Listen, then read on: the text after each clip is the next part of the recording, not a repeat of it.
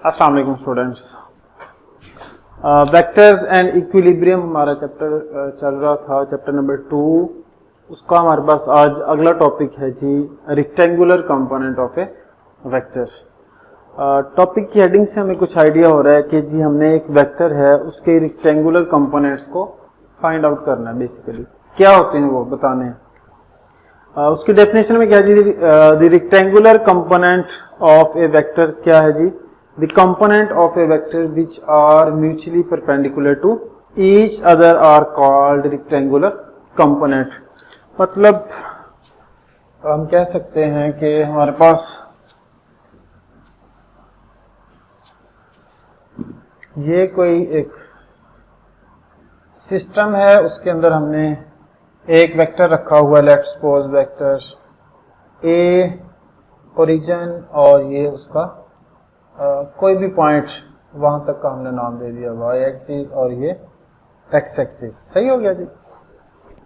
Basically हम यहाँ पे फाइंड आउट क्या करना चाह रहे हैं, प्रोजेक्शन फाइंड करना चाह रहे हैं। Projection of vector A on X axis and on Y axis. Simple सी अगर हम इसको लाइट वे में देखें तो क्या करेंगे जी, हम एक सोर्स ऑफ लाइट यहाँ पे रखते हैं इस वेक्टर के। क्या होगा जी, इस सोर्स ऑफ लाइट की वजह से इस वेक्टर की प्रोजेक्शन या इसका एक साया बन जाएगा हमारे पास एक्स एक्सिस के ऊपर कुछ ये वाली लेंथ। सही हो गया। इसको हम क्या कह देंगे जी, वेक्टर ए है और डायरेक्शन क्या है हमारे पास एक्स है, और एक्स डायरेक्शन में हमारे पास यूनिट वेक्टर क्या था, हमने पढ़ा था आई हैट। सही हो गया। सिमिलरली अब क्या करेंगे, सोर्स ऑफ लाइट को मूव करवा देंगे हम एक्स एक्सिस पे और projection of vector A find करेंगे ऑन वाई एक्सिस। तो ये वाले भी हमारे पास बन जाएगी क्या जी, वेक्टर ए है, वाई डायरेक्शन है और unit vector in the direction of y हमारे पास क्या आ जाएगा जी, जे। ये हमारे पास क्या आ गया, कंपोनेंट्स आ गए किस चीज के, वेक्टर ए के एक्स डायरेक्शन में और वाई डायरेक्शन में। तो हम कह सकते हैं जी क्या, A is equal to A X A X I cap plus A Y J cap. सही हो गया जी। अब हमारे पास ट्राइंगल बन गई है जी, ओ आर, इसको कोई और नाम दे दें, एम का नाम दे दें, चलो ओ एम आर। हमारे पास एक ट्राइंगल बन गई। यहाँ पे अगर हम ए एक्स की बात करें, ए एक्स क्या चीज़ है हमारे पास, बेसिकली क्या आ जाएगा, A cos of theta. Similarly A Y की बात करेंगे तो क्या आ जाएगा जी हमारे पास, ए साइन ऑफ थीटा। ये ट्रिग्नोमेट्री हमने यूज की, वो क्या था हमारे पास, बेस ओवर परपेंडिकुलर हाइपोटेन्यूज, और जो हम perpendicular over base sine of theta के लिए और इसके लिए वो। सही हो गया। ये बेसिकली हमारे पास था। नेक्स्ट टॉपिक हमारा जो था वो determination of vector from its rectangular components. Previous topic में हमने पढ़ा था rectangular components of a vector, वो हमने फाइंड आउट किए थे। उनको यूज करते हुए हमने क्या फाइंड आउट करना है, अपना वेक्टर। सही हो गया।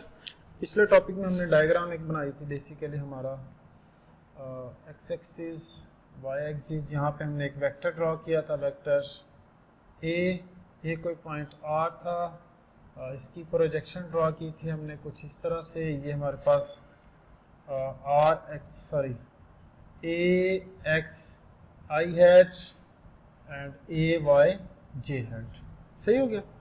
हमने जो फाइंड आउट किया था वो था जी, A X is equal to A cos of theta, A Y is equal to A sine of theta. ये कंपोनेंट्स यूज करते हुए हमने अपना वेक्टर फाइंड आउट करना है। सही हो गया। यही हमारा टॉपिक है, determination of vector from its rectangular components. यहाँ पे अगर हम देखें तो क्या आ रहा है जी, हमारे पास ओरिजिन ओ, ये कोई पॉइंट एम आ गया, एक ट्राइंगल हमारे पास बन रही है ओ आर एम या ओ एम आर, जो भी बन रही है। सही हो गया।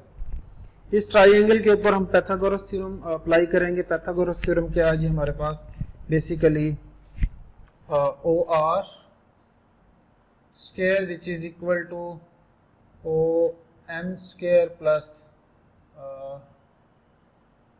M R square. सही हो गया। ओ आर हमारे पास किस चीज के इक्वल है, हमारे पास वेक्टर ए, हम कह सकते हैं जी A square which is equal to O M is equal to A X, इसका स्क्वायर आ जाएगा, plus similarly O M R हमारे पास ये वाली लेंथ में हमारे पास क्या हो जाएगी ए वाई, तो क्या आ जाएगा जी ए वाई का स्क्वायर। सही हो गया।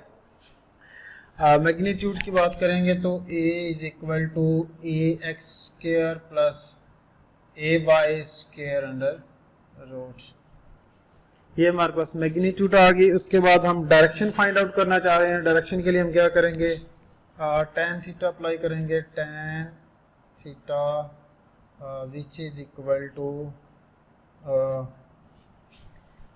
हमारे पास क्या आ जाएगा G M R over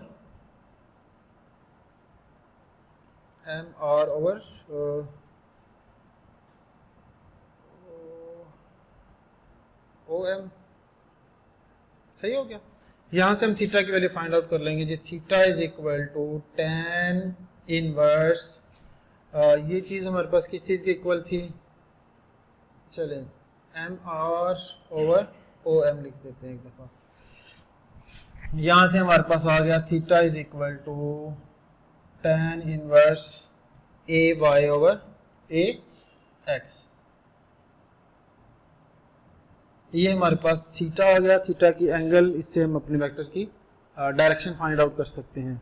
theta is equal to tan inverse a y over a m, ये सारी चीज़ें यूज़ करते हुए हम अपने वेक्टर को फाइंड आउट कर सकते हैं। बेसिकली हमने यूज़ क्या करना है, इनके रेक्टेंगुलर कंपोनेंट जो हमने प्रीवियस टॉपिक के अंदर फाइंड आउट किए थे।